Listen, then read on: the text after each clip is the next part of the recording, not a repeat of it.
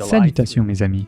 Ce prochain sabbat, le 3 juillet, nous aurons l'occasion de nous réunir en tant que famille de l'Église mondiale d'une manière très spéciale. Sous la direction de la commission Réveil et Réforme, le premier sabbat de chaque trimestre a été réservé comme une journée spéciale de jeûne et de prière. Chacun de ces sabbats a un thème spécial. Et le thème du troisième trimestre est « Prier pour avoir un cœur comme Jésus », alors que nous cherchons à aimer un monde brisé. L'amour de Jésus pour ce monde brisé s'exprime le plus clairement dans le livre de Jean au chapitre 13. Ici, alors que Jésus approche de la fin de sa vie terrestre, nous lisons ce qui suit au verset 1. Avant la fête de la Pâque, Jésus, sachant que son heure était venue de passer de ce monde au Père, et ayant aimé les siens qui étaient dans le monde, mit le comble à son amour pour eux. Malgré leur fragilité, malgré leurs doutes, il les a aimés jusqu'au bout, même Judas.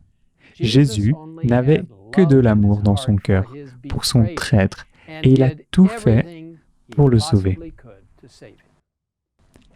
Dans le beau livre Jésus-Christ, on nous rapporte cette scène touchante.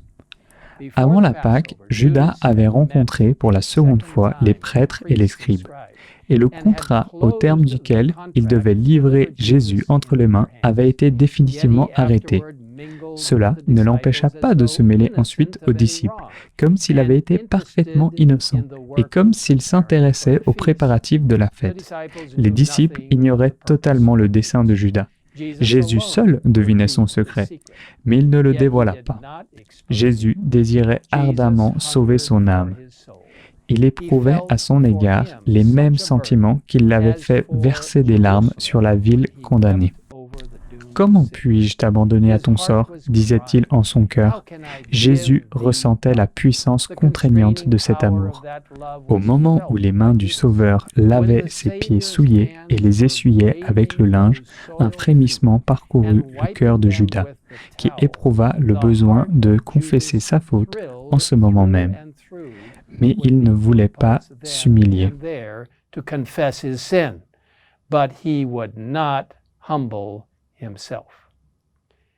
Ce même amour que Jésus ressentait pour son traître, il désirait ardemment que ses disciples le ressentent les uns pour les autres, et nous aussi.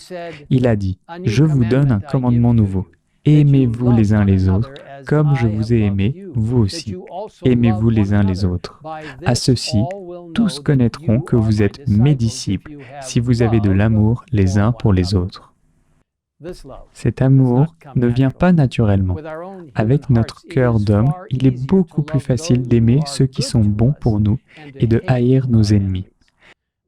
Mais que Dieu soit loué, comme il est dit dans 1 Jean 3, verset 20. Dieu est plus grand que notre cœur, et il connaît toutes choses. Lorsque nous lui abandonnons notre cœur, il nous transforme pour que nous aimions comme il aime, en désirant le salut de tous et en les aimant jusqu'à la fin. Considérez le cas de Pierre et comment Dieu l'a transformé d'un disciple impulsif et impétueux en un homme de Dieu qui a écrit ce qui suit. En effet, quelle gloire y a-t-il à supporter de mauvais traitements pour avoir commis des fautes?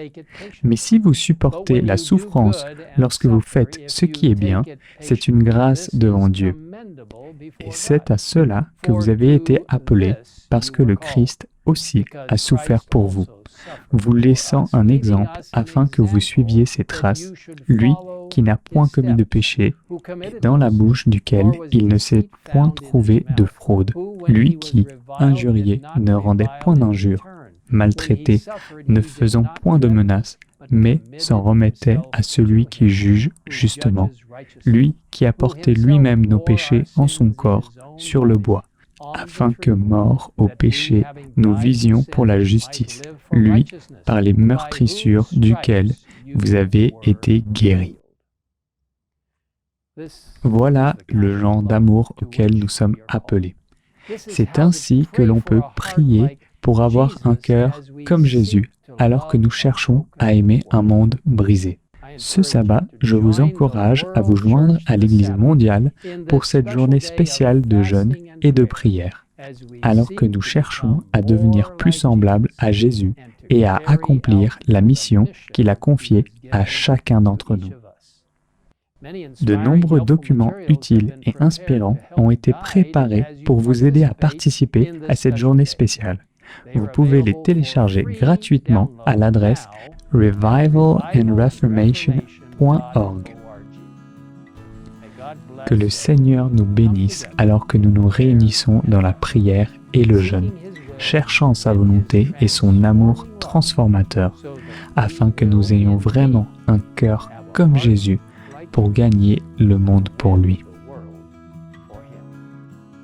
Prions. Père céleste, nous vivons dans un monde brisé, un monde qui meurt et se décompose, un monde qui a désespérément besoin de connaître ton amour. Alors Seigneur, aide-nous à avoir un cœur comme celui de Jésus, à partager l'amour et le message de vérité avec les gens. Aide-nous à aider les autres à se concentrer sur la parole de Dieu et à comprendre ton grand plan de salut, à comprendre le message des 3 anges qui doit être proclamé partout alors que nous nous approchons à la fin des temps. Ce message se concentre sur le Christ, sa justice et les instructions qui nous sont données de ne participer en aucune façon à la marque de la bête, mais d'avoir le sceau de Dieu qui est le 7e jour, le sabbat, et l'observation du 7e jour. Alors Seigneur, aide-nous à avoir l'amour comme tu l'as, afin que nous puissions partager avec les autres comme nous sommes connectés avec le ciel, et aide-nous à apporter la plénitude dans les vies des personnes brisées. Merci de nous entendre. Nous te le demandons au nom de Jésus. Amen. Amen.